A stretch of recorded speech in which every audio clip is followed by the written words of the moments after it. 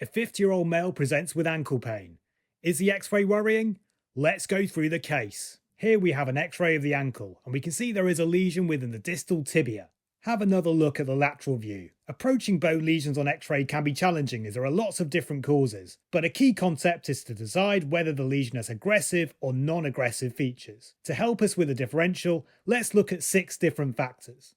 Firstly, decide if we're dealing with someone whose growth plates are fused, as this can change the differential. Here, this is an adult. Think about the location. Is it within the metaphysis, diaphysis, or epiphysis? Is it central or more peripheral towards the cortex? Our lesion is predominantly within diaphysis and mainly peripheral. Is there bone destruction, and what is the pattern? Complete destruction of the cortex like we have here usually means an aggressive lesion. What is a zone of transition? Is it wide or narrow?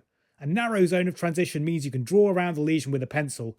Our lesion has a wide zone of transition at its superior and inferior borders. Is there a periosteal reaction, and what is the pattern? Thick periosteal reaction can be a marker of a benign lesion. However, there are more aggressive patterns. Look at the lateral view and the slither of bone elevated from the rest of the cortex. This is called a Codman triangle and is an aggressive pattern of periosteal reaction. Lastly, look for a soft tissue mass, again which would signify an aggressive lesion. If we look closely at the lateral view, there may be the outline of a lesion here adjacent to the cortical destruction. The destruction, wide zone of transition and Codman triangle all point to an aggressive lesion. The first differential of which for an adult patient would be a bone metastasis. A lytic lesion related to multiple myeloma is also possible. A benign but aggressive process such as osteomyelitis is also within the differential. And lastly, a primary bone tumour. The age doesn't fit an osteosarcoma, which usually affects younger patients. We should consider a chondrosarcoma, however we may expect to see ring and arc-like calcification, which we don't have here. With a bone metastasis, the number 1 differential,